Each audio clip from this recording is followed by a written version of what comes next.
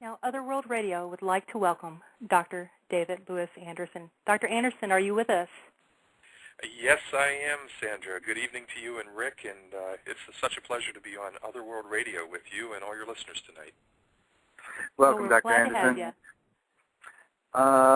Dr. Anderson, I want to start by saying I'm very glad you accepted our invitation to appear on Otherworld Radio. I know you don't give many interviews, and if I recall, the last known public radio interview you had was on Art Bell's Coast to Coast. I wanted to thank you in advance for sharing your time with us tonight. It's my pleasure. David, to give our listeners a little bit of background about you, let's go way back in time to the very beginning.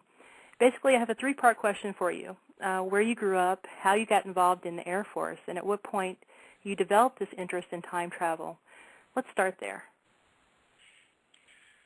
Oh, wow. Okay, so where I grew up in the United States of America in a city called Weirton, West Virginia, in the northern panhandle of West Virginia.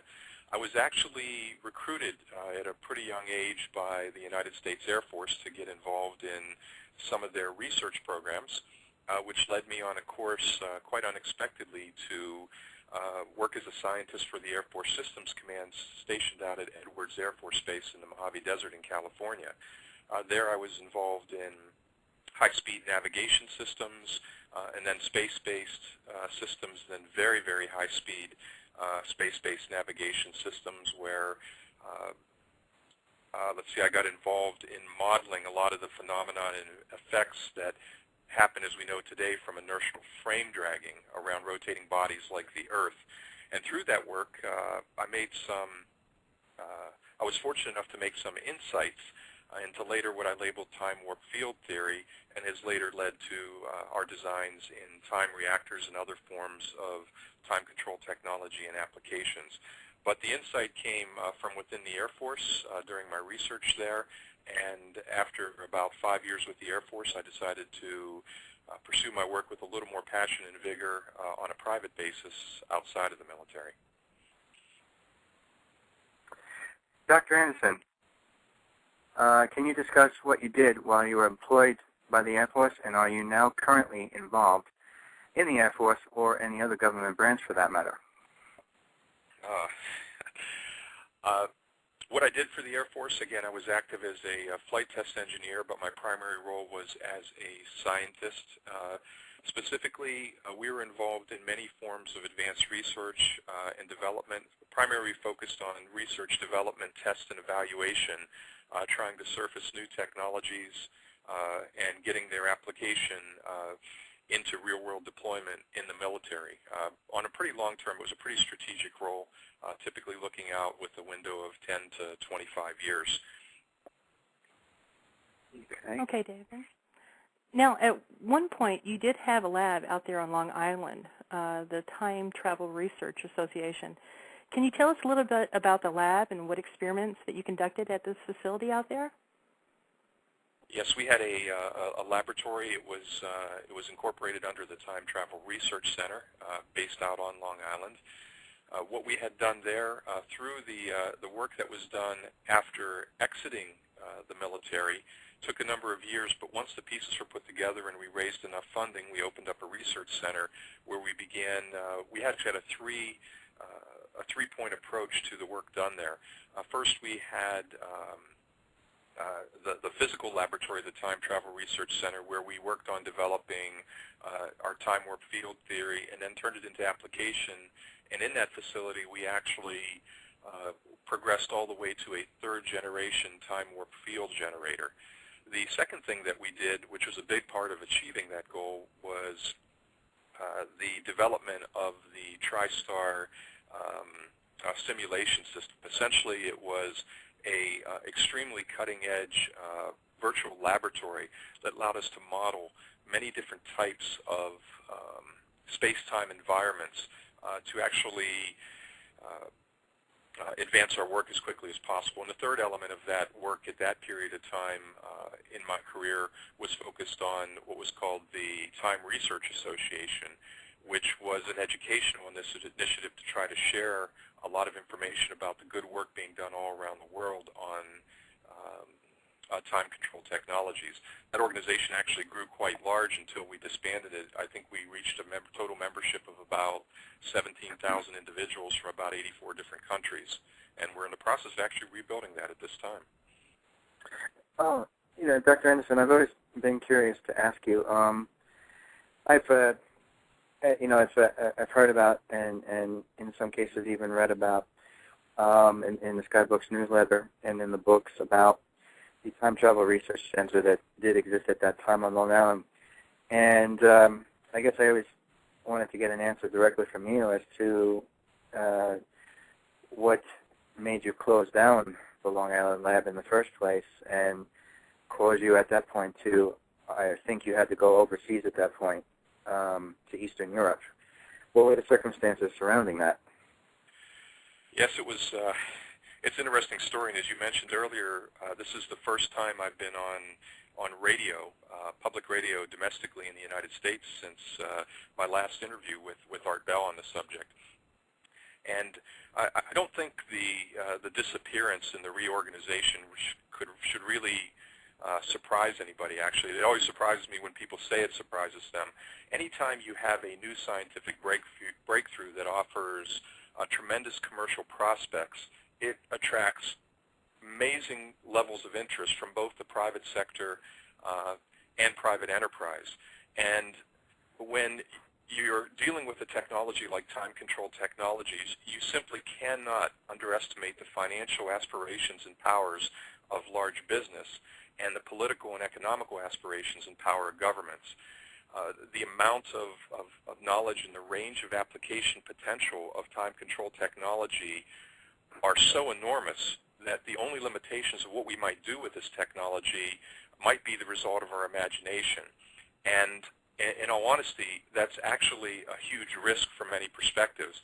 It's this unprecedented acquisition of knowledge, not just at the Anderson Institute and what we had done at the Time Travel Research Association, but many, many other organizations that are doing this type of work around the world.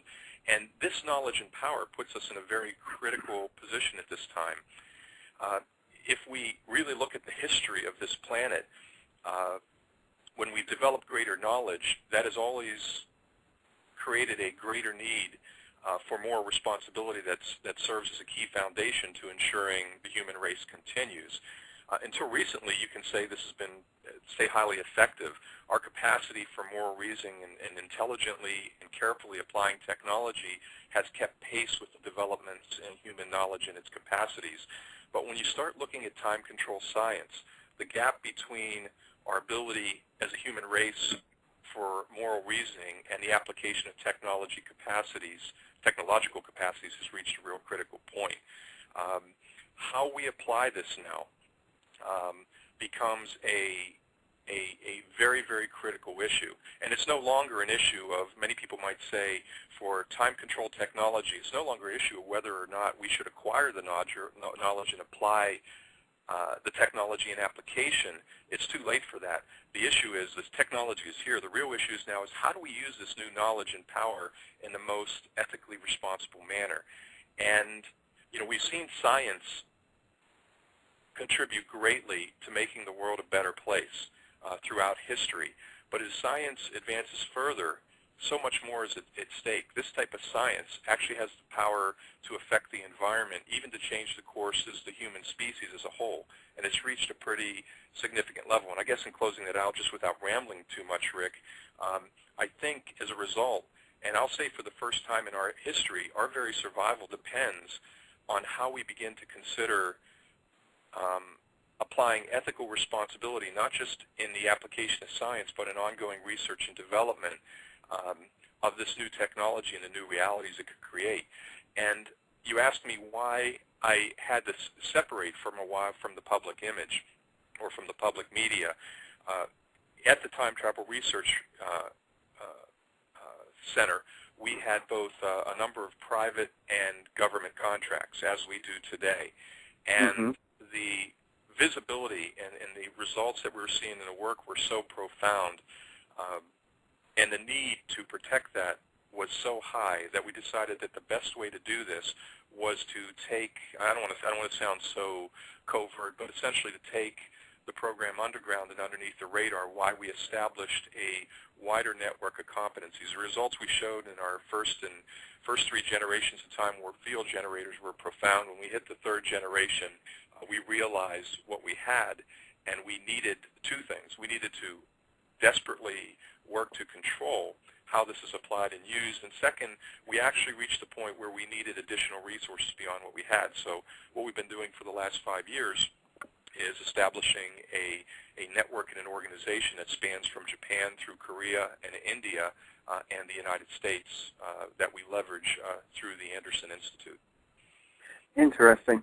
It brings up the next question for me, which is, I think for both Sandy and I and the audience, is that with the way things were then compared to the way they are now, what is it that, with the cutting-edge research that you're at the forefront of, what is it that makes you feel more confident this many years later to bring, let's say, an entity like the Anderson Institute to New Mexico or Anderson Multinational to New York, as opposed to, operating elsewhere like you originally were, compared to the situation you were in years ago with the original research lab? What is it that makes things better now, coming back to the United States?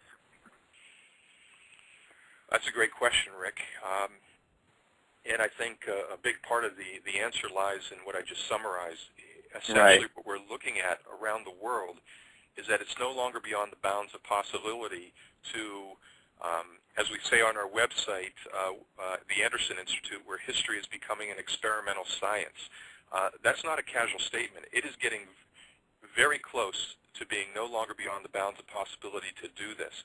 And the real question is, how do we handle this new knowledge and power? How do we do this? One reason for being in the United States and focusing on the work here is the level of security. We have great partners, but it is a little bit easy to be more secure, especially with the interests of our private and our government contracts that we manage. But really, the answer to that question lies in the description of the problem. What do we do with this new knowledge? We will have the ability to send information back in the past to adjust historical events. What do we do with this knowledge? How do we handle it? Who should have access to this knowledge? I mean, given its social, personal implications and global implications relating to virtually anything and anyone, these are important questions. Just a few questions raised by time control research and its applications. If you think about it, when you talk about time control technology being fielded in wider applications, we're talking about people's life choices and even their self-identity, even existence can be significantly affected. Who should be afforded this knowledge in the future? So a part of the solution that I could go into more, but I'll stop, is that we really have to, the only way we can solve this problem is not by keeping it behind closed doors. And this is a very fundamental mission of the Anderson Institute, and why I'm so happy to be on the show, is that the onus in assuring this technology is applied prudently must be on the scientific community to both demonstrate that there are no long-term negative consequences in application of the technology, and most importantly, to adopt complete transparency on the possible implications on how these technologies will be applied and what it would mean for individuals, the human race, this planet, and you could even go so far as to say reality. And I could go much further into my passion about education and transparency, but I think I'll stop there. You know what, Dr. Yeah, okay, go ahead. I was going to say, Dr. Anderson, I know with everything you said up to now, and I know we're going to get into this more with the rest of the interview, but I just wanted to put out a general question to you. I mean, all my life I've always grown up viewing and understanding time technologies, time travel abilities as being, I guess for the most part, horrific and anti-human, something that can actually destroy the human spirit. And with everything, I've looked through your websites and info that have, dialogues that have gone on between myself and one of your own associates, Peter Moon at Skybooks, and things that I've read about you in his newsletter, it gets into a totally opposite viewpoint, even with the tone and the positive attitude that you've already portrayed at the beginning of this interview, that time technology is supposed to be something that benefits and is in a more positive light. So I know you can't wrap it up, gift wrap an answer like that. I'm just saying at this point you really feel that this is something that is ultimately experimenting and mastering space-time technologies is something that's ultimately good for the human race, as opposed to, let's say, the last 50 years of rhetoric and whatnot that has gone in the opposite direction. You feel that this is a good direction for the human race to go in. Is that true? Oh, I think it's a great question, but I think it's too late.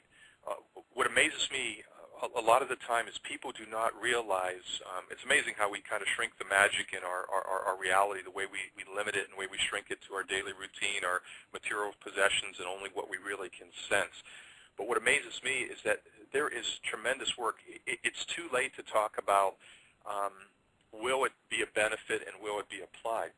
We're actually at a situation now where the technology is being applied, and not just in one location globally, in several points around the world. And as this continues to grow, and we're already seeing it, many of us who have followed the development of the new space-time physics and specifically time-control technologies are aware of the deep growing public disquiet that surrounds the topic. And that concern has been raised in almost every aspect of time control. And what we're seeing now, as more and more people who are clued into it realize that this is now becoming a reality, we see really an exponential increase coming in a worldwide outcry over the re-engineering of past timelines, sending information backwards in time, and maybe even creating new historical timelines. A lot of people would say the benefits, as you point out, may be wonderful. This is no longer science fiction, but by doing these things, we really could be changing the very makeup of our reality. And do we really know what the long-term impact on the entire planet and the human race will be? So there are many benefits of this technology. Absolutely, yes, from the medical profession, which has always been a very passionate interest point of mine. That could be very useful, but there's a very complex web of interdependence that characterizes our world and our reality. We know this today in the world of physics, that seem beyond our capacity to predict how this technology would impact that. And have we really ever demonstrated as a human race that we could control even a technology that has less of a potential such as this? So you're asking me, do I feel it benefits? Why do I come out? I think the answer is yes, it can benefit. At the same time, it certainly could corrupt and harm many aspects of our world and our reality. And this is why I'm really encouraging all the listeners to get active and get involved and understand and push institutions, agencies, and governments to make public some of the work that's going on. Excellent. Okay. Now, Dr. Anderson, I really want to touch on the experiments that you did in Long Island. And you had already stated that, some of the things that were really important to you at that time was medical research and some of the things that you've done there at the lab. Can you talk a little bit about the experiment where you had used plants to speed up the age process and how that can relate to the medical field? Can you go into that just a little bit for us? Yeah, I think I can talk a little bit about that. When we were working with time warp fields, we had a lot of visions for many different applications. Now, I'll laundry list some of them. I remember doing a show over in Germany where we really focused on this, on the benefits that this type of technology could apply. But the medical field was one that was clear. We talked initially about transplant organ preservation and how time warp fields could be used to preserve organs or tissues. But because we could also accelerate or decelerate rate of time passage, we were more interested in accelerating test results, meaning that a lot of people don't realize, but in many fields of medical research, let's call it the incubation or culture times, are significantly long, and the ability to conduct those experiments in a domain of accelerated time rate really can produce results more quickly. One of the obvious benefits is in almost the world of science fiction, is once you can retard time rate in a closed field, would be literally retarding diseases, or at a minimum creating stasis fields where the damage that is propagating through a living organism, be it plant, animal, or person, could be slowed down until the problem could be dealt with, or to prevent it from being a lot of damage. We use plants a lot because in the early time warp field generators we had a lot of problems with what were boundary fields, where energies were Dopplered up or downward that created, let's say, quite destructive and harmful effects in terms of radiation. Okay. I really want our listeners to understand what Dr. Anderson is saying here. They actually had solid results with slowing down the process of, I guess you would call it, and excuse the term that I'm using, retardation of the plants itself, and about how this discovery that you made during that time, how that could benefit the medical community. Has that progressed? Has your research been able to get into the right hands for this to actually be implemented today? Well, it's interesting. There's a two-part answer to that. The first answer is no, it has not been fielded in public application at this time. And going back, but on the other hand, we have made some significant progress. When we first started, as I mentioned, we basically, what time warp field is, we had the ability in the lab to create a spherical time warp field where inside the sphere we could slowly accelerate or decelerate the time rate relative to the area outside of the sphere. And when we started working with plants, we had a lot of problems. We couldn't control the boundary layer and controlling the sustainability of that living organism when the field was activated, deactivated, and during the operation of the field. The field generators we use today have literally completely eliminated that possibility. But one of the things that we have done, as I mentioned, we took our work underground. We closed the center, we redeployed most of the resources to New Mexico, and then we began setting up a wider development team on a global basis to pursue the technology. So most of the work that we do now has been kept very much under wraps. As you do know, we do have a facility out in New Mexico. We even have some photos of some of the tests that we've done out at the facility. But with regards to fielding the technology for public consumption, no, we haven't done that. We're not really happy that we can control the proper use of the technology at this time. Okay. Now, how did you and your research end up in Romania? And can you tell us how you got involved in the Lantacron out there? Oh, it's maybe not so much related to the work. It's a funny story. I actually had a friend call me one day. He was a good friend, and he says, Dave, hey, I was going to talk to these kids at a youth camp. Would you mind sitting in for me? And I owed him a favor, so I said, sure. I said, where in California will this be? He goes, no, it'll be in Romania. But I said yes, and I always keep my word, so I ended up making a trip to Romania. And in the course of that, I met with some different government agencies, and I met an individual by the name of Domnule Sorin Rapanovic, who's now become a partner in a foundation we set up, and that was as a result of visiting one of his programs, which is called Atlantacron, a summer academy of learning in Romania. And what I saw there at the time was an amazing group of young people, highly intellectual, hungry for knowledge, but at the time in Romania, still recovering from the rule of Ceausescu, they were a little bit limited in the opportunities that they had in learning about certain types of sciences, technologies, and the arts. And so as a result of being so emotionally moved by the motivation of these young people and their hunger for knowledge, my friend and I set up a foundation called the World Genesis Foundation, which since then has continued to grow and sponsor that event in Romania, a few in Moldova, in Myanmar, and a few other locations around the world. But it was by accident I got involved in it, and it's quite separate from the work that we do at the Anderson Institute, but it's a big part of our charter there to aggressively give back to the global community. Okay. Rick, I know you had a question.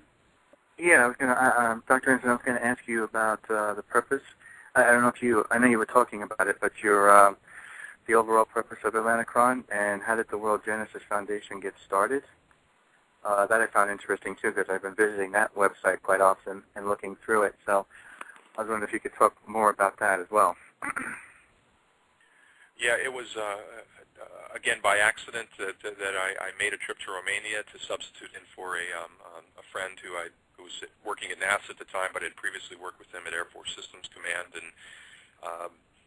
And again, after I visited the first summer academy, I was so moved by it that I came home and I spent about 6 months learning of what it takes to set up a not-for-profit foundation, and we set up the World Genesis Foundation. Its motto, basically, you got to be careful if you get me talking about this, Rick, because this is a very strong passion point for me. The mission of the World Genesis Foundation is to leave no child without hope for the future, and our charter leads us to focus in areas of the world where there are no alternative programs for youth. So we tend to focus in areas where that maybe don't have as much opportunity as other areas of the world to have access to some of the different educational opportunities. And this is how we started the World Genesis Foundation. It started quite slowly, and it's continued to evolve. And today, myself, Domnule Sorin Rapanovic, and an ambassador for the Republic of Moldova, Mr. Corneliu Chișu, are heading the board of directors for that organization. You know what, Dr. Anderson, based on everything we've talked about up to this point, I do have a couple of interesting questions coming out of the chat room here. However, one of those people from the chat room, who you know very well, is actually on the air right now, and I think he might have a few questions of his own. Peter Moon, can you hear us? Hear me? Are you there? Okay, we can hear you. Yes, we can hear you. And I know you had some questions in the chat room, and you came onto the switchboard, so I figured you might as well have the opportunity to ask them yourself since you're here. Well, certainly.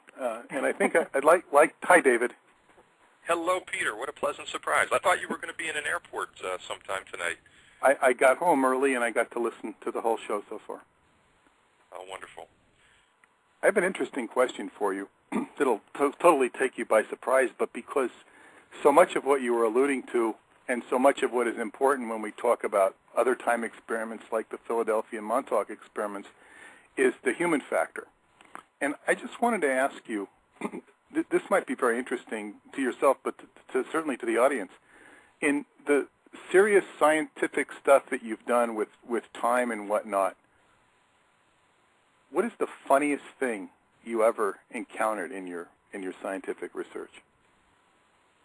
The funniest thing. The funniest is in strange, or the funniest is in human laughter, almost like that would be good comedy fodder. Honestly, it's preceded by shock. It's when people actually have the opportunity to see a time warp field generator operate. Because the first reaction is they don't believe it, and the second reaction is almost very uncontrolled laughter when they see what can happen when you can reduce time rates or reverse time rates in the field right in front of your eyes. And I know that sounds maybe not hilarious, but watching the reaction, and very few people have had a chance to see a time warp field generator in operation, but those that have, the reaction is amazing, and it's invigorating because it talks about the tremendous opportunity we have. And it also, and if I could spin into funny strange, Peter, it would be, the funny strange part is that in some ways that people are so amazed by it.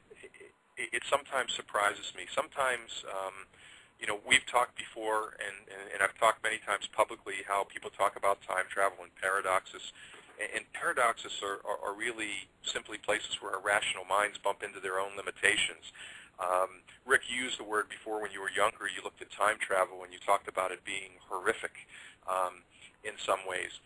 In a lot of ways, people don't realize something that my favorite author and two of my favorite scientists did. Favorite author was Edwin Abbott, who wrote Flatlands, and two of my scientists I respect the most because of their ability to visualize was John Archibald Wheeler and Edwin Taylor. And what this book and these scientists tried to communicate to the world, which is funny, strange to me, is that people don't realize that the way they see reality in the universe that we're in. I remember, I'm going to go off on a tangent here for a minute, but I remember a long time ago, many years ago, I was walking through, actually in a cave in Romania, and I saw something inscribed on the wall, these old ancient hieroglyphics or carvings, and basically what it said was, in Romanian, was Noi nu vedem lucrurile așa cum sunt, noi vedem lucrurile așa cum suntem, which means we don't see things as they are, we see things as we are. And in a way, our human brains are like, I always like to use the analogy like a television set. We live in a world, in a reality that's a dynamic web of information and energy. And like a television set has a little tuner on the front, and you can change channels that tune into certain parts of that information and energy, say in the electromagnetic radio spectrum floating around the air around us. The human brain is just like that. We don't see things as they are. We see things as we are. Our ability to think about time is a product of our biologic and cultural evolution over the entire history of the human race, and we have a very, very difficult time seeing what's real. And I mentioned Edwin Abbott's Flatland. He wrote a book about these mythical two-dimensional creatures who lived, little dots who lived on a flat piece of paper, and they lived in their little two-dimensional world. And as they moved around their little piece of paper, let's call it, they'd bump into lines and like our walls, and they'd move around and they'd interact with each other until one day when a three-dimensional sphere came down from above and passed through the paper. All of a sudden, these two-dimensional creatures saw this mysterious dot appear, a circle that grew bigger, then it shrunk, and then it disappeared as it passed through their two-dimensional world. To them, that creature was godlike. It was unimaginable. They couldn't understand what it was. And then I also mentioned to you Edwin Taylor and John Archibald Wheeler. They wrote a book, I think, that was fantastic. And basically, if I wanted to summarize it in one sentence, if you were to take time on your wristwatch and convert it to meters, you would shrink space-time physics down to basic algebra. And when you do that, by putting time, forget what your brain does, because our human brains, essentially what is their function, is to rationalize what we see in our perceptions with our belief system in our brain. And our perceptions are flawed. We're a product of our biological and cultural evolution. And what they did is they showed in their preliminary work on what's called the invariance of the space-time interval that the relationship between time and space is basic algebra. All you have to do is change your way you're thinking. So, Peter, I know I went around in a big circle, but the funny, strange thing to me is that people don't realize that we do not see things as they are. We see things as we are. And if you don't work hard, if you really want to understand what's happening in the new physics, you have to step beyond it and challenge yourself to really study that concept and reflect on yourself about how you perceive your world and how your perceptions affect what is really happening out there. That's a good answer, and what I must make a follow-up to that, and it reminds me of, it's very suggestive of, why the government doesn't show people UFOs, all the hardcore data that they would allegedly have, because how are people going to react is the big issue. So is the release of this information, and this is actually two parts, because I've studied your time reactor technology that you've put on the website at the Anderson Institute, and I'm writing an article on it now for the Montauk Pulse. But this technology that you've developed solve so many of the world's problems, like the energy problem. And, you know, this is an old paradigm in the world of energy. The government has restricted all of this new technology that would solve the world's problems, but this trumps all those other technologies as far as I can see. And you haven't Peter, really I guess, I think my just a short response to that would be there is, let's say, new developments are made public, but anytime, and if we think about it, and I challenge listeners to think about it historically, anytime there's been a significant breakthrough, that information is not put into the public record until times that the controlling governments and agencies deem it appropriate. And that's where we're sitting now. And you're so true, the technology is positioned to really solve a lot of problems. And we're not just talking about the United States. Again, there's real fantastic work and results happening in Japan and South Korea and India as well as here. So what you're saying is it's already happening, it just hasn't been announced yet. Yes, but I think, again, as a human race, we have to make this information public. It's a difficult problem.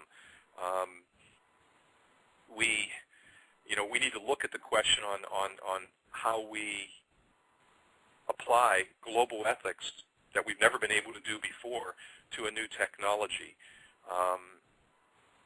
And we also have to consider, and this is going to sound really strange coming from me, it's not so adequate to adopt a position that, you know, our responsibility is simply as a scientific community to further scientific knowledge and enhance our technological power. And also, as importantly, is that we should not let this knowledge and power be left to the choices of individuals. You know, we have to become much more critically aware of what we're developing and why. We need a higher level of collected effort to determine how we apply this. And this is one of the reasons why we slow down now, going to your point. This is an amazing and powerful technology. Let's talk about the threat to the oil industry. There are powerful business entities and political entities that do not want to see this come out. There are powerful entities that want to see it come out. There are powerful entities that want to see the application of this technology be secluded, let's say, to individuals or one or two select agencies for the non-power generation related activity. And it's a very, very complicated web of trade-offs that have to be considered as pieces of the technology are fielded.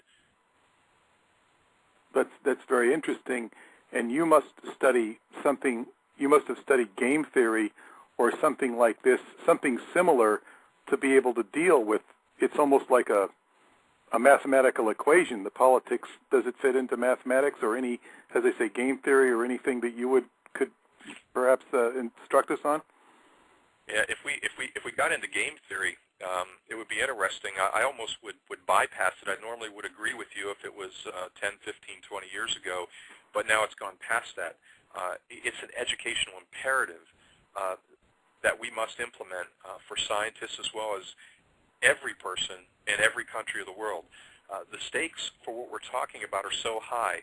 The decisions about the course of the research and the fielding of applications and what to do with this technology is extreme. The technological possibilities and how they're developed, and boy, I'll have some friends who will be kicking me over a beer, I'm sure, in a couple nights, cannot be left in the hands of scientists. They cannot be left in the hands of business interests, and it cannot be left in the hands of government officials. We need a much higher public involvement, something that's never been accomplished before, really in the history of this world on a global basis, whether through debate, media, public consultation, or even grassroots presser groups. The dangers of misusing the technology are so global, it could involve the potential catastrophe for all humankind. So we kind of need if you will, a moral compass that could separate us from our differences, whether they be religion, scientific, doctrinal, whatever, to guide us on how we apply it. And this is a new media and a responsive, interactive media, is what you're alluding to, a new media. Yes, exactly. Hey, Dr. Anderson?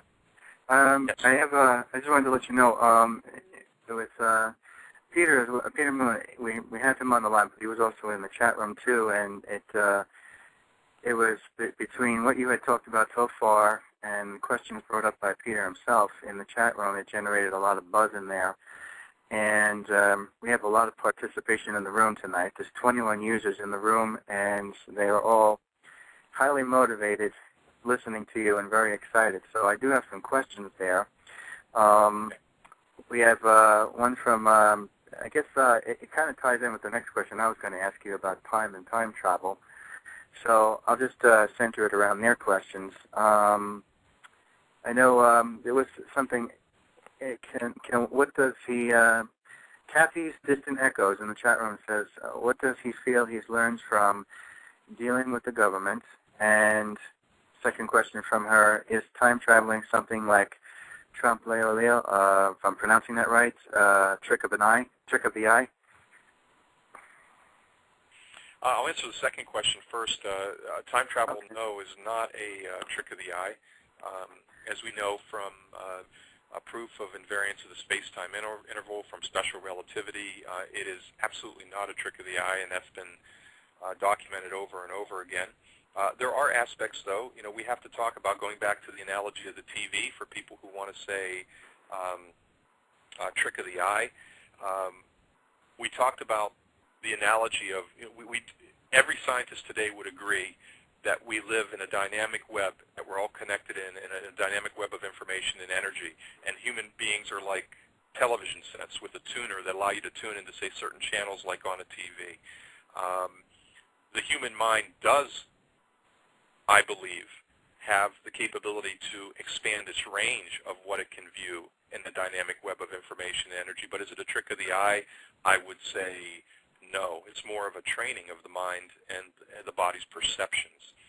And I have to apologize, Rick, I lost the first question. Could you repeat it for me? Oh, that's no problem. Yeah. Kathy's Distant Echoes also went on to ask, what do you feel you've learned from dealing with the government?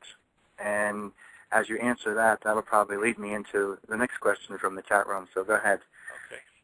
What we've learned from dealing with the government, and this is true of any government. A lot of people like to talk about conspiracies and restriction of technologies. Generally speaking, I can't recall any significant scientific, new scientific development that was released by the government that was, say, game-changing or world-changing that already wasn't in their hands for 15 or 20 years. So one thing is, and I know this from my experience inside the government, what you're seeing in the news and the media today as leading edge is 15 to 20 years old, or not necessarily linked to game-changing technologies or paradigm shifts in the world. What else have I learned? It's not just about governments. As we talked about earlier, the power and the influence and the control of and the financial aspirations of large corporations and the political and economical aspirations and the power of governments can't be underestimated. And it is like a chess game managing any new emerging technology in a playing field. We're talking about such a significant paradigm shift in a playing field where there are so many powerful interests. And honestly, when I'm sitting around the friends with colleagues in the scientific community, we talk a lot about this. Those who are involved in time control technology, how we handle the communications, positioning, and the control and management in such a complex organization is, it's a matrix organization when you put all those entities together. And in a matrix organization, we have so many customers and so many influencing bodies, it's complicated. And it takes a lot more time than we as scientists would like to put into it. Okay. With what you've answered there so far, which is really interesting, it kind of forks off into two questions coming out of the chat room, both of them having to do a follow-up to questions you've answered already. So I guess the first one would be, I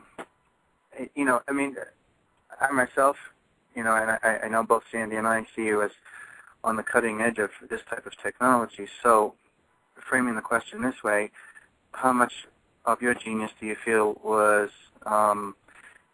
maybe pushed or prodded by other entities, whether they be in the private sector or the public sector. In that sense, either in the good or bad sense, were there particular people who mentored you? And yeah, go ahead and answer that. I think I might have lost the first half of the question. Could you well, it was like yeah, sure. The first half of it was, how much of your genius and knowledge was maybe be pushed or prodded by other entities, whether they be government entities, military, private sector, and on the coattails of that, were there particular people who mentored you? Okay, got it. Well, the mentoring is a question I really like to answer, but I'll answer the first question first. Pushed or prodded by the government. I can never be grateful enough to the United States government, specifically the United States Air Force and Air Force Systems Command. They recruited me. They contacted me while I was still in high school as a result of a specific situation. And I ended up pursuing a career with them. They gave me the opportunity to do a tremendous amount of work and gave me the opportunity to see things that many people wouldn't see in lifetimes or many lifetimes, and exposed me to the tools I needed to, let's say, inspire myself. At the same time, one of my greatest challenges was, it was a very difficult part in my life, when I realized we were doing very high-speed space-based navigation system work, and we're actually using what's called an 11-dimensional Kalman filter to model something. I was just trying, using some data we had, to try to create an accurate model of why satellites drifted in orbit and were off a few meters at the end of every year versus where classical physics models predicted they would be.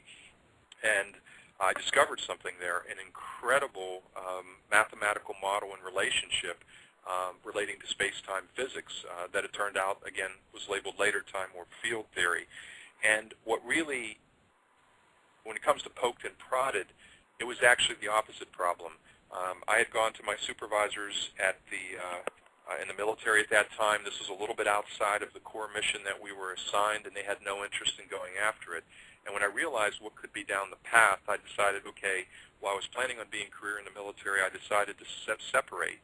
And so I processed that, and I was 2 weeks away from leaving the Air Force when I was pulled into the commander's office and told I couldn't leave. They had changed their mind and realized what I had, or potentially what I was going down, and they wanted to reassign me. At that point, I didn't want to do it, but they refused to let me go. And I actually had to initiate a congressional inquiry with Senator Rockefeller down in West Virginia to get them to honor the commitment. They still didn't let me go for a period of about 6 to 9 months, but eventually I was able to leave. So poked and prodded, I was definitely inspired by the opportunity given by the United States military. I was somewhat disappointed because I would have liked to have really pursued this development more internally. But in a way, this is the path that I'm walking on. With regards to mentoring, my greatest mentors, I think I mentioned already. I respect many scientists and writers, and one of them is Edwin Abbott, and the other one who published the work Space-Time Physics and as a team was John Archibald Wheeler and Edwin Taylor. They hit the nail on the head. They understood and really addressed head-on the greatest barrier to us understanding, advancing, and applying intelligently this new technology, even just understanding it. To understand this, you have to be able to visualize it. To visualize it, it can't be complex that you need multiple mainframes and supercomputers to run simulations. In their book, Space-Time Physics, they boiled it down to basic algebra, and if you can see it, you can actually see the relationship between space and time if you read it carefully and really reflect on it. So from a mentoring standpoint, those three individuals would probably be the greatest influence on me. I'm glad you mentioned those authors. I'm going to have to look them up myself. Just to round it out here, and then I know Sandy has some questions for you. I know you touched upon them before, while you were talking to Peter and asking, answering one of my questions too. You mentioned about it. Oh yes, there was a question about the trick of the mind. You did mention on the coattails of that about the human mind being able to expand its parameters. I do have a question coming out of the chat room from Hippers Dave that says, can you prep your mind to time travel? And I suppose the question came up in regard to expanding the parameters of your mind. Okay. The answer is that, my short answer to that is, being that I'm not an expert in biology or the physiology of the human brain, I'm not really qualified to answer the question, but I'll share my opinion. And two parts of the opinion would be, maybe I'll share 3 parts. The first part of the opinion is, we all know that the brain is an energy-mediated process, and energy travels relatively fast. There's a lot of beliefs that being that the brain is an energy-mediated process with signals passing extremely fast, that the human mind does have the ability to be able to control time. Going back to the analogy also that the world is a dynamic web of information and energy, I don't say that casually, by the way, to set the stage for answering this question. The world is a dynamic web of energy. We see this in quantum mechanics. We see quantum entanglement. We see all different types of tests that show literally that we're living in a world of a dynamic web of energy. And if you look at Buddhism, Hinduism, Taoism, the particle accelerators of the world and the new laboratories, all they're doing is rediscovering the ancient wisdom. And that ancient wisdom, that's not an argument to say that everything that ancient wisdom held was correct, but almost all those ancient wisdoms hold the fact that the human mind does have the ability, if trained properly, to be able to command time. And I do respect that. I do respect the views of Buddhism. I think it's interesting. You know, we talked before about people not being able to perceive time. There are different cultures in the world that literally don't have the concept of time in their languages. Right.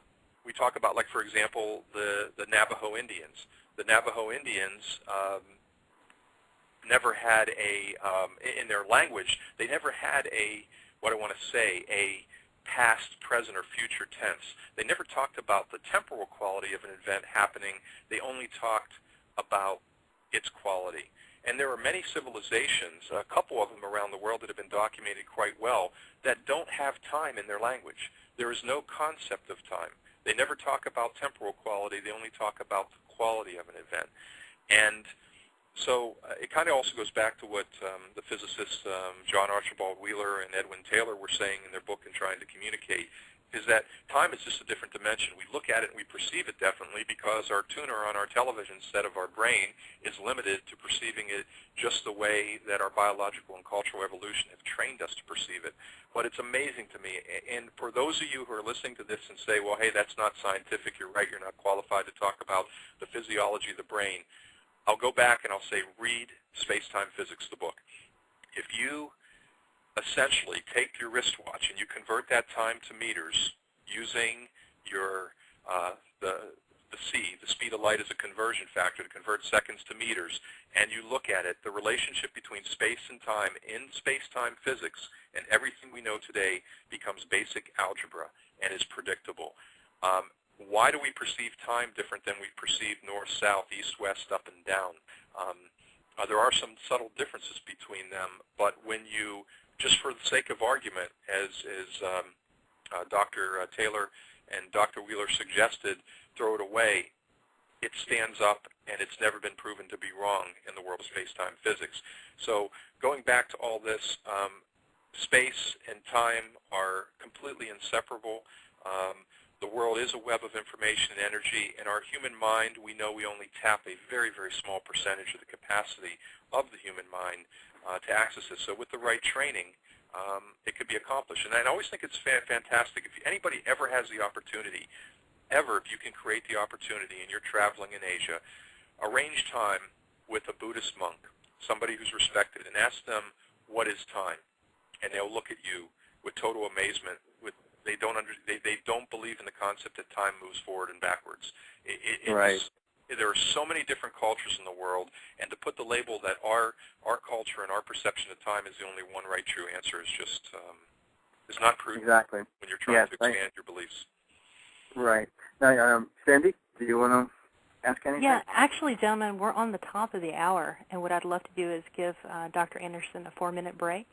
And when we come back, I'd love to talk with him about time control technologies and the 10 different methods and techniques and the characteristics that are in his PowerPoint presentation on his website. So we're going to take a... Now, before we left, we were getting ready to talk to Dr. Anderson about time control technologies and methods. And Dr. Anderson, if you could we touch on this just a little bit about the 10 different technologies and the methods and their key characteristics, please? Okay, well, it's difficult to summarize, especially over a radio show, but I'll do my best. We have made available on the Anderson Institute website the first in a new series of educational training materials. One of the first is Time Control Technologies and Methods. It's an overview of 10 different time control technologies and methods, including everything from quantum tunneling to near and faster than light travel. We talk about the Alcubierre warp drive, time warp fields, circulating light beams, wormholes, cosmic streams, Tipler cylinders, and the Casimir effect. This is all available for free, no charge, as part of an educational initiative on the website. And what we do is we try to provide a brief description of each, comparing each technology based upon whether time control to the future or past is available, whether or not it can transport matter or just information. Is it technically viable, meaning can it be achieved today within the limits of technology? Is it possible without exotic materials? And does it require relatively low input power?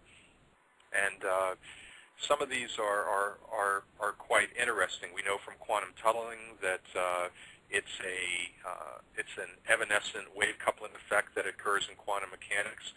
And one of the most publicized, not the only, but one of the most publicized examples of sending information backwards in time was done under a contract with the NEC at Princeton University by Dr. Julian Wang, where he used a 10-centimeter long cesium chamber to transmit information essentially faster than light backwards in time. We know from Einstein's theory of relativity and the tests that are proven over and over again every day that as you approach the speed of light, time does dilate with the traveler, an accelerating traveler sending them forward in time relative to those left behind. Faster than light travel, theoretically, if achieved, would allow backwards time travel. There's also the concept put together by Miguel Alcubierre of the Alcubierre warp drive, and what he proposed as not just a means of interstellar space travel as a propulsion system, but also for some aspects of time control, was creating what he called his Alcubierre warp drive, which essentially stretches space-time in a wave, and a ship would ride along that wave. A good example would be, imagine you're in a boat, a small rowboat on a lake, and what would happen if you could create an area of low pressure in front of the lake where you kind of pulled the water down, and in the back you create an area of higher pressure where the water level raised a little bit. The boat would kind of slide down that wave. And his concept was not to create a massive propulsion system, but to try to create a balanced field that had a low pressure in front of a ship and a high pressure behind the ship that would allow it to accelerate to high speeds even faster than light, possibly, and backwards in time. Faster than light travel, we talked about time warp fields. We use the energy which in the curvatures of space-time to create containable and controllable fields of closed time-like curves. Circulating light beams, another very interesting, we watch it very closely by Dr. Mallet at the University of Connecticut, where he's using gamma and magnetic rays that can be used to circulate light beams to warp or loop time. His approach, what he's trying to do is suggesting that it can twist space and also cause time to be twisted, meaning that you could theoretically walk through time as you walk through space. And I think a lot of people should pay attention to what he's doing. It's quite interesting. He's taking a very different approach than other people around the world, but I'm sure it's going to yield a lot. And of course, in the world of science fiction, but also based on some science fact. We talk about wormholes as those great hypothetical areas of warp space-time with such great energy that it can create tunnels through space-time. And the Tipler cylinder, this is a gentleman, I think, for me, he was also a very inspirational gentleman.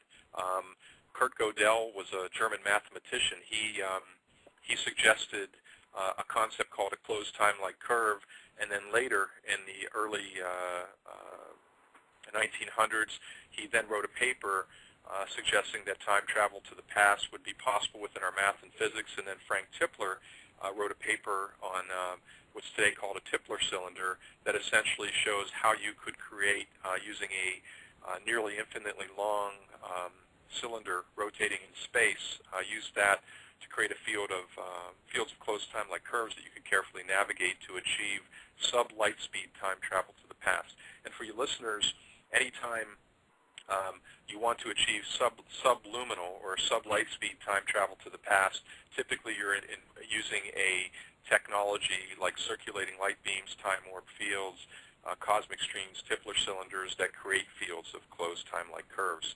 And the other area that gets a lot of interest from different organizations is called the Casimir effect.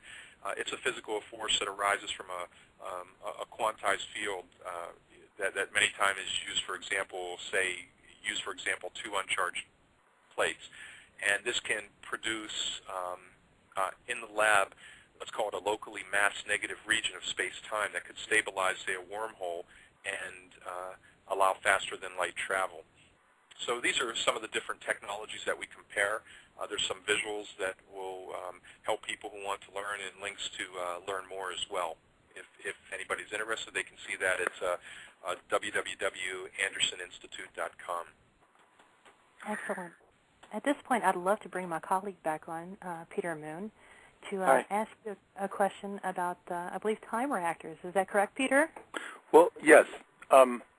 What you were saying, what you were asking him was very interesting, but that, he hasn't had an opportunity or question about time reactors, which I mentioned earlier. But, David, if you could just tell us about the time reactor technology and summate what you've already put on your website and the potentials for it. Wow. Yeah, we do have and this is relatively new news. It's something we've been holding internally, and we actually have time reactors up and running and have generated results. We even have some photographs of it that we've just published up on the Anderson Institute website. The time reactor, it's one of our patented systems and uses some of our patented technology, is a system that essentially accesses and applies a stored potential energy within regions of curved space-time or hyperspace. I forgot to mention that, by the way. You asked me about inspirational people or mentors. One of the person who always inspired me was Michio Kaku. I just loved his book Hyperspace, and he always energized me. Anytime I was getting a little down on something, I'd read one of his books, and it always inspired me. But anyway, back to the question at hand. Basically, what we've done is we've developed a system that basically uses the effect of inertial frame dragging is what we call a space-time battery.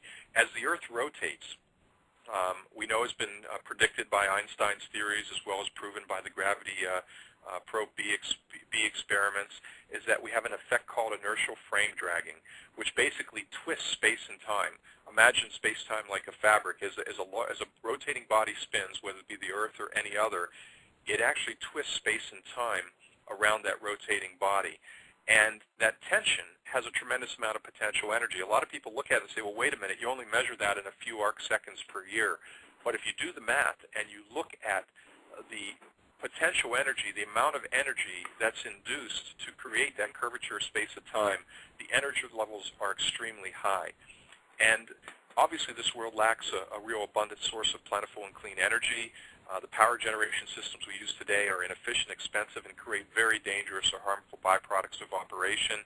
And we also don't have an easy way to create reliable source of long-term sustainable closed time-like curves, including time warp fields.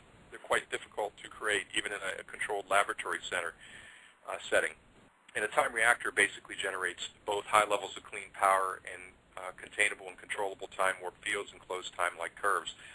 essentially a short description of it. You can see illustrations and even an actual firing image of firing and test online. It includes that you must be in an environment where you are operating a time reactor in a region spread out across 2 points of curved space-time. It can be any area. It could be around the moon, around the sun, around the planet. We use a reactor emitter that sends out a multi-pass signal typically surrounded by reactor power collectors that essentially bridge 2 different paths between that 2 points. You can say through space-time, you can say through hyperspace. I hate labels like that, but essentially what we do is we create a path for the potential energy in one area of curved space-time to discharge into another. And that creates a tremendous amount of energy, but also near the power collectors itself, it creates fields, intensely concentrated fields of closed time-like curves. So I've stopped there because I can go on this quite long, and I don't want to bore your listeners to tears here. The website is pretty expository and pretty simple. Exactly. Now, Rick, you had a couple of questions from our listeners in the chat room.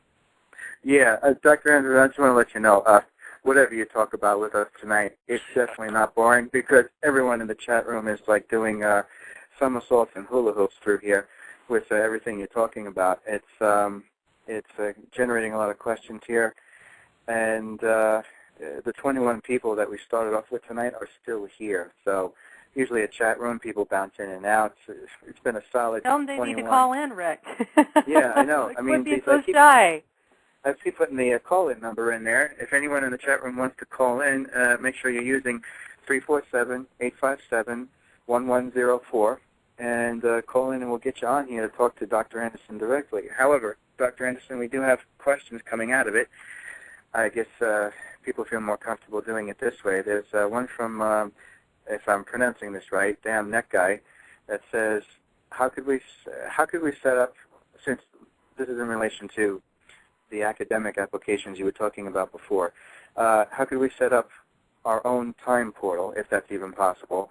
What would be the cost of the equipment, and who is the person that could put it together for us?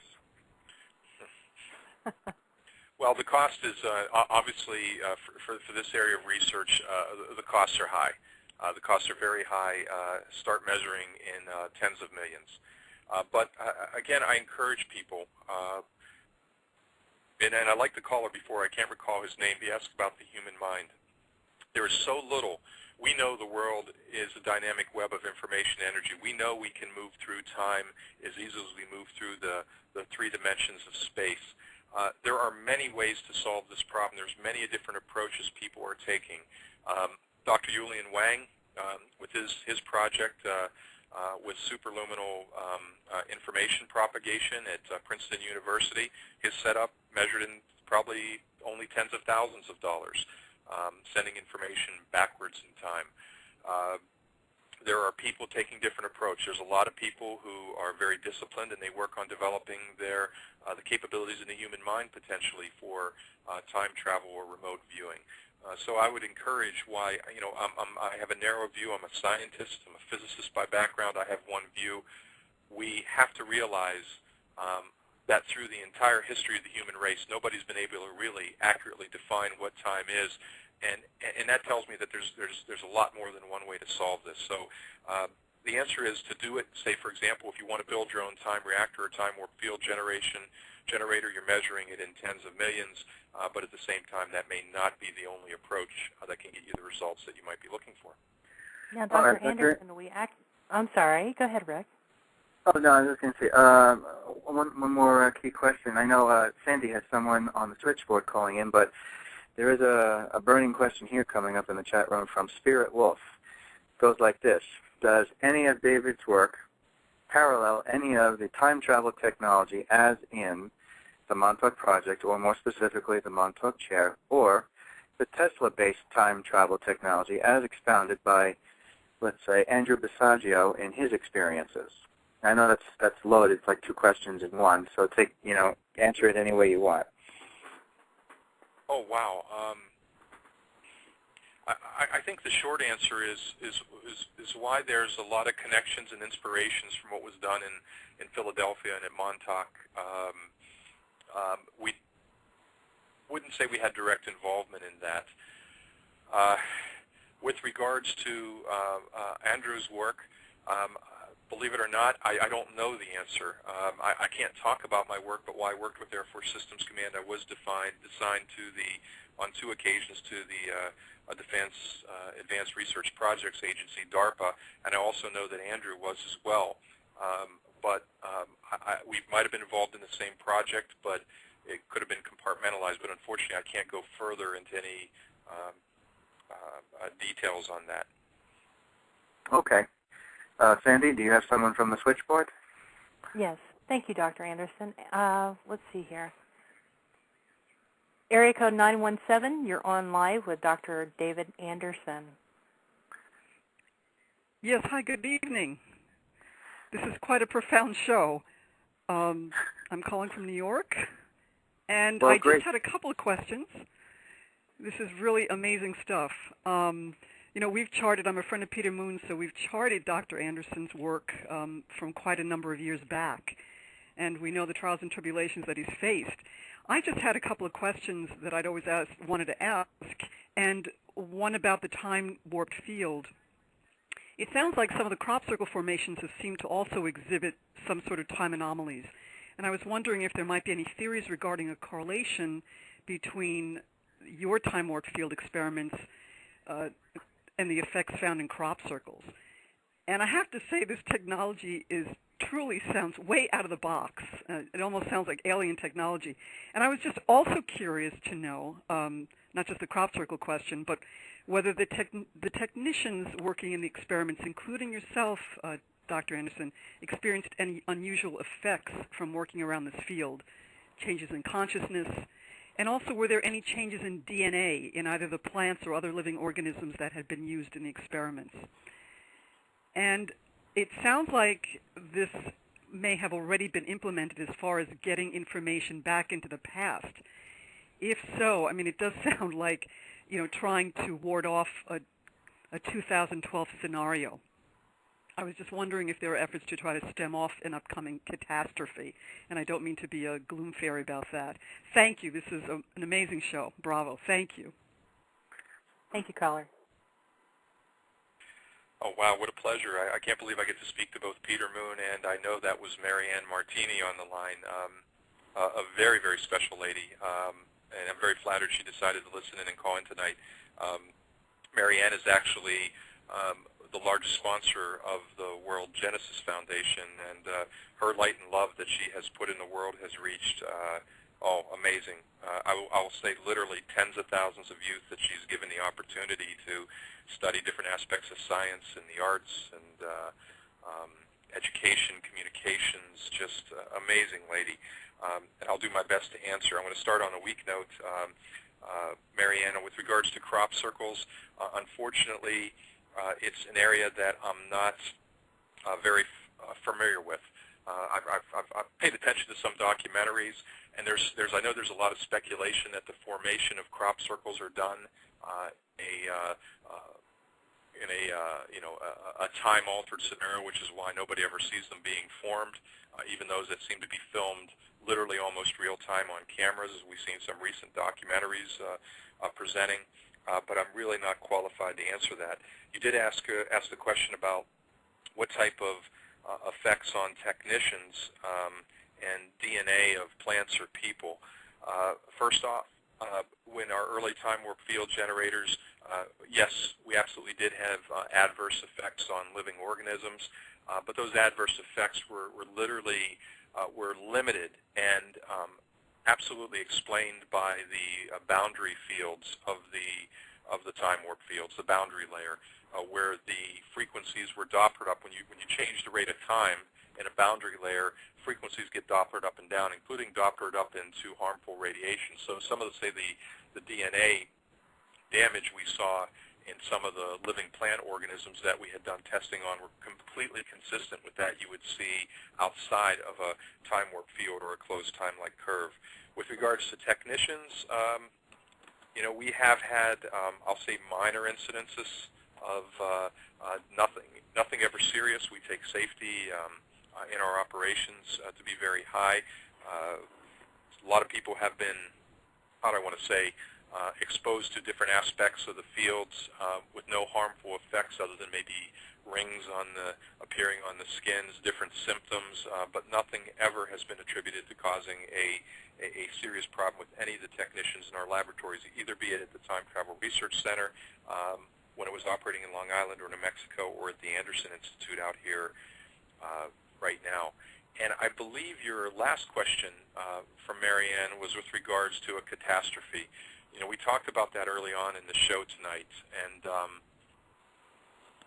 we really need to examine the questions of how this technology is used from the perspective of global ethics. It's grounded in fundamental human values that go well beyond religion and science or any one political or cultural belief.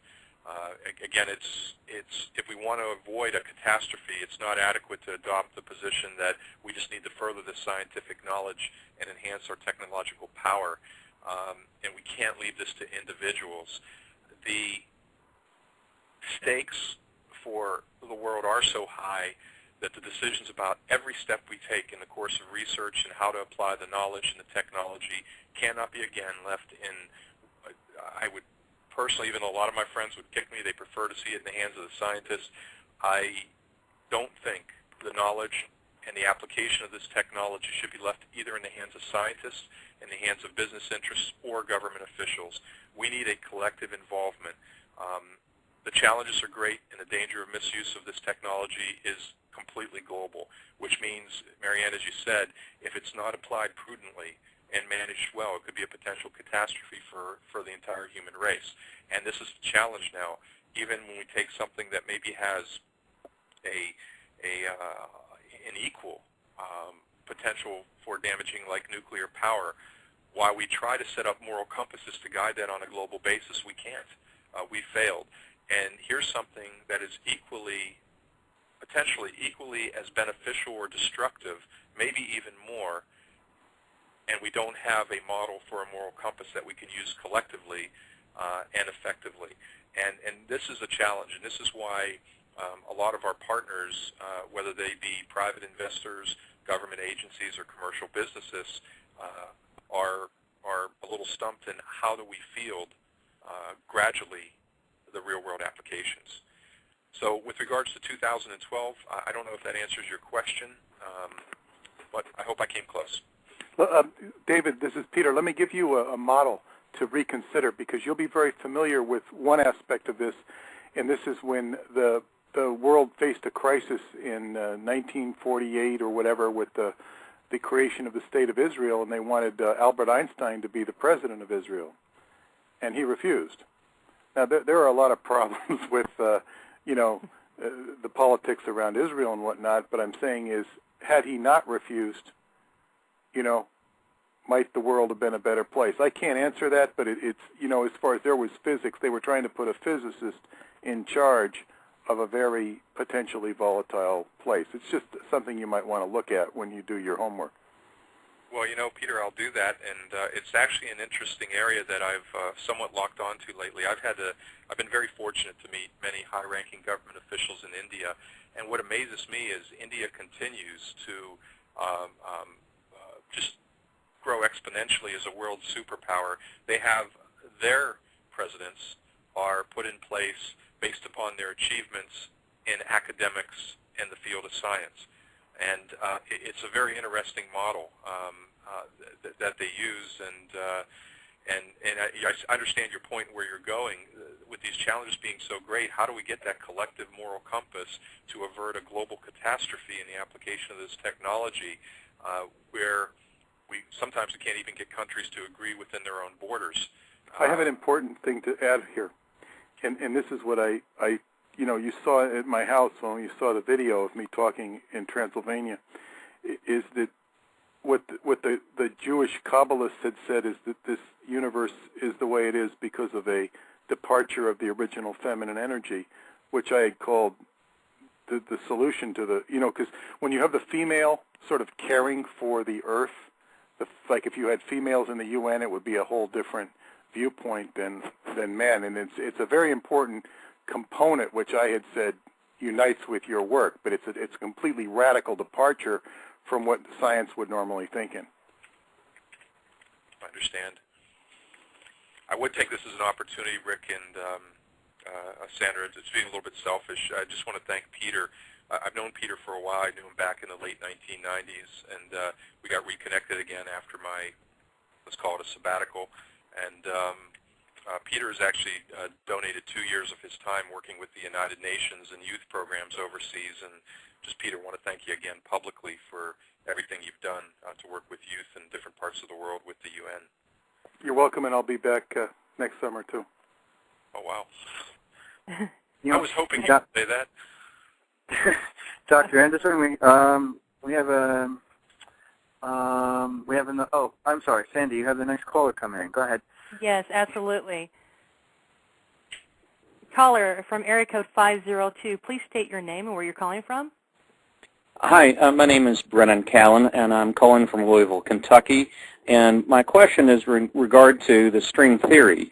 And specifically what I'm interested in is the 26th of February 2009, a friend of mine was in an ultralight plane crash accident. And from a standpoint of the question of how could I take and place a telephone call to that date at the time moments before his accident occurred when his cell phone would have been active, is it possible with the variety of theories that you've discussed for me to be able to take and place a phone call that just says, stay off the plane?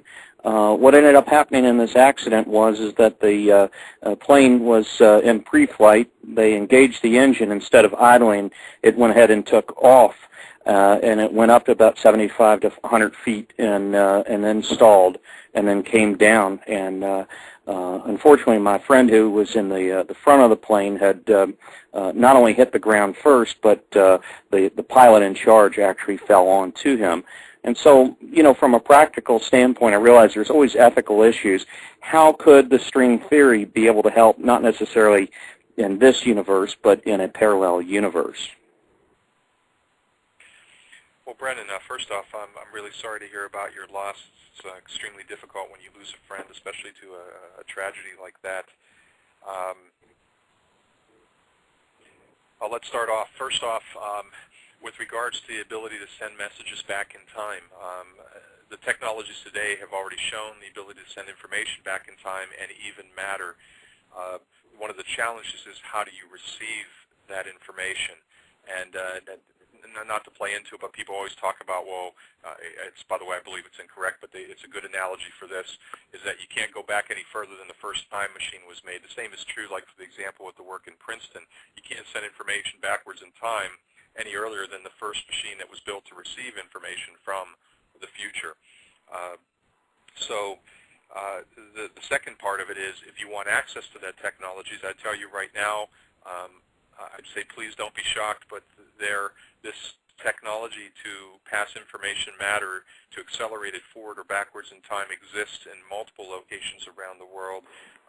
But again, it is highly, highly controlled. It's not just the Anderson Institute activity. It's in many different areas. It also comes back to the moral compass.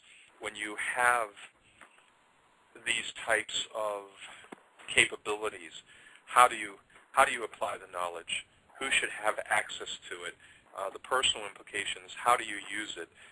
When you talk about string theory, I have some, I'll say, strong views on string theory. String theory is just one aspect or one way of viewing this dynamic web of information and energy. It's nothing more than that. It's not a magic paradigm. It might help us model and understand and be able to repeat the observations that we see in the physical universe. In of itself, it's not going to allow you to send information or matter forward or backwards in time. So I would separate that out. But in short, do those capabilities exist? Yes. Will those capabilities become available to the public in different parts of the world?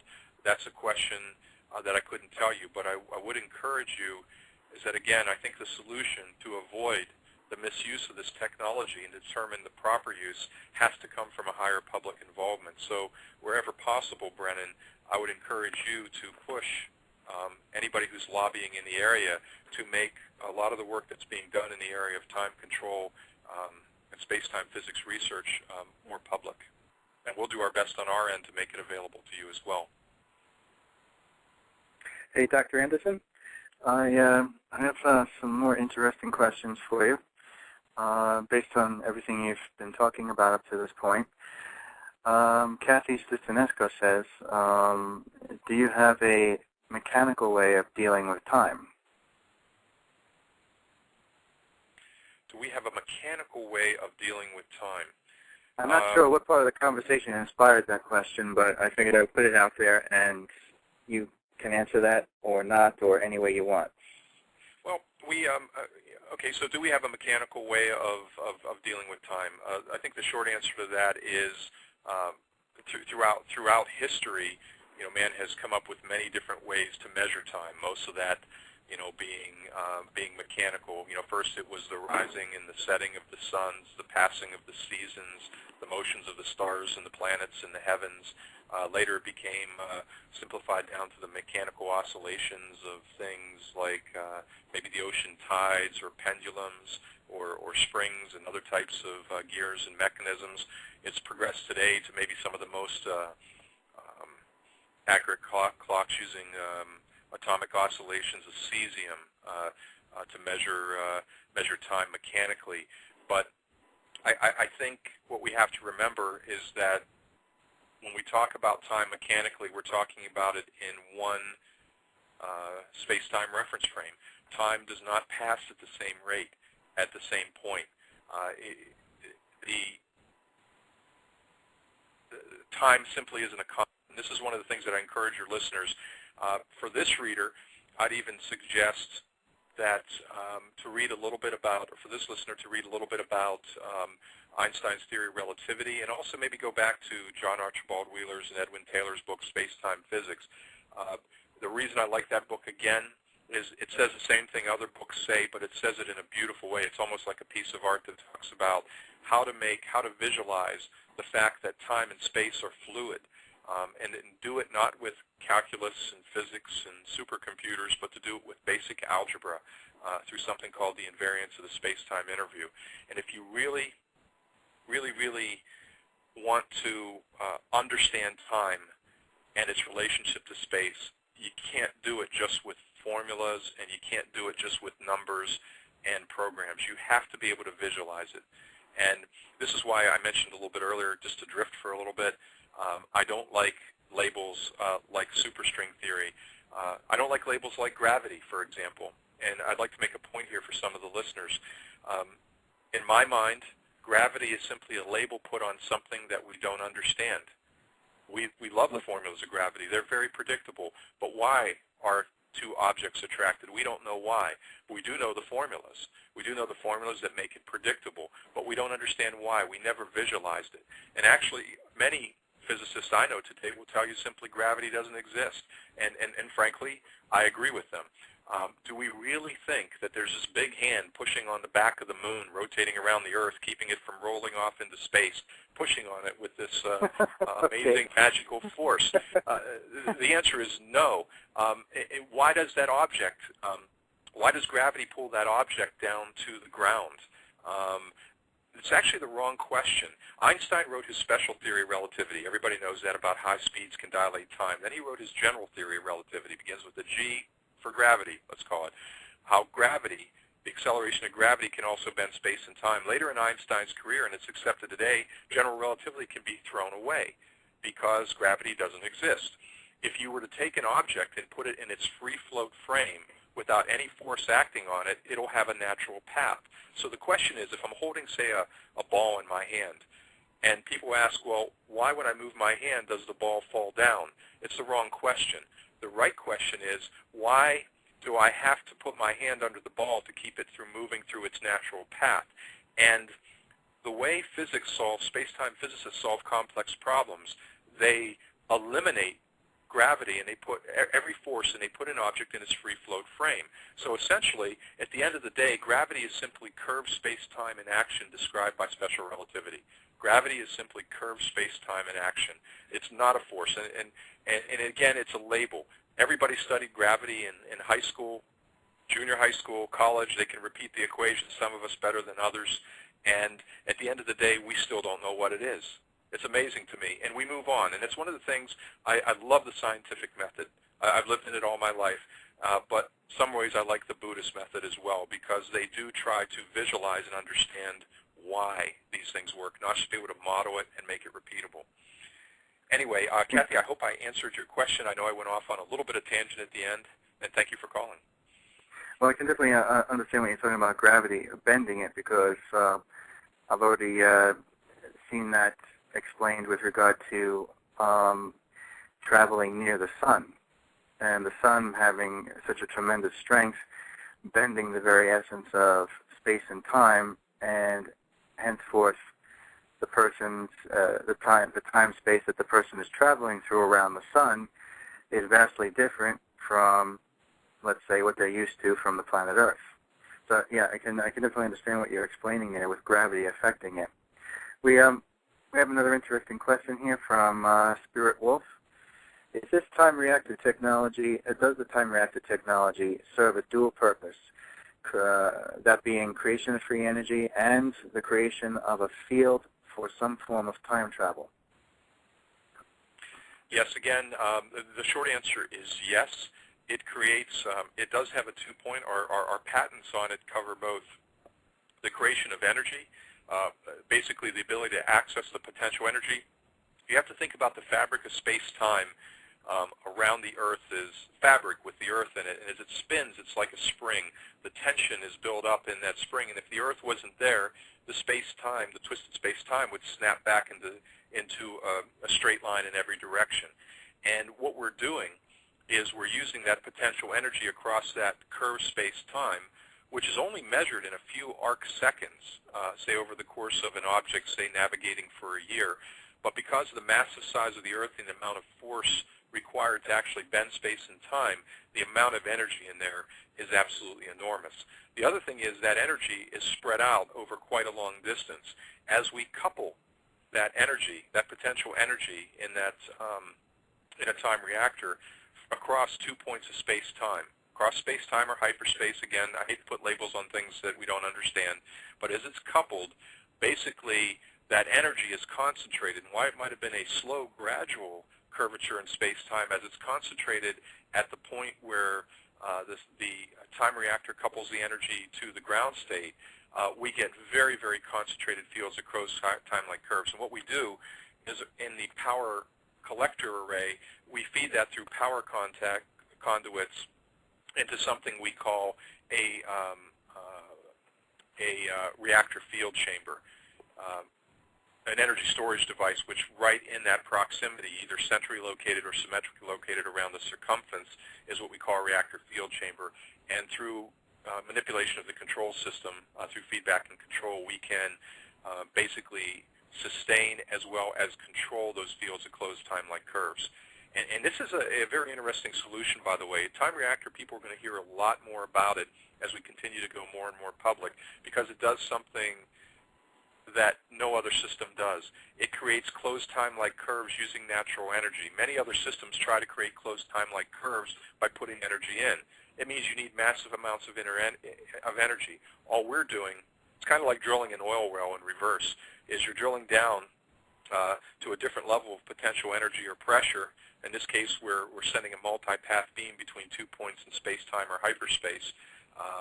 And just like drilling down for oil, when that path is created for it to be coupled or the energy to pass through, you get the transfer of the energy. And it's pretty simple. It's literally, in simplest terms, we call it a space-time battery. We don't have a mascot yet, like the Energizer Bunny, but we're thinking. Yeah. Maybe we'll get like a New Mexico rattlesnake or something like that. Right. We'll have to find somebody to design a logo for that, or a mascot. You know what, Dr. Anderson, we do have somebody from California who emailed us. Her name is Amber, and she'd like to know if this is the person we're speaking with tonight, if you are the Dr. Anderson referred to in the Wingmakers materials? The short answer to that is no, Amber. I really appreciate the question. I get asked that question quite a lot. It actually gets a little confusing. My name does appear in a number of different time travel movies. A lot of people were aware of some of my earlier work back in the early 90s, and my name popped up in a few different movies, but I am not the David Anderson in The Wingmakers. Okay. That came off, for anyone who's interested, that came off of our Facebook, which you can find at the World Radio on Facebook. And we also have another question from Kathy's Distant Echoes in the chat room. Rather interesting one based on what you've been talking about. Do you consider vortexes and time tears to be one and the same? Vortexes, and what was the second one, Rick? Like tears in time tears, to be one and the same? I want to think about that before I really answer the question. Okay. The short answer would be,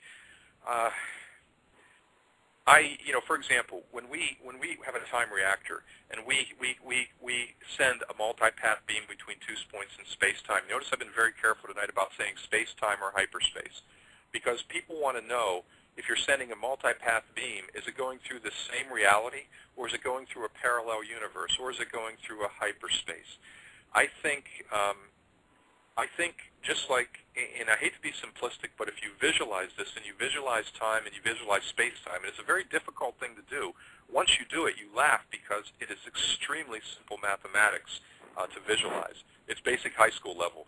But you have to change the way your mind thinks. But once you visualize it, you begin to understand that moving through time is absolutely no different than moving through the three dimensions of space.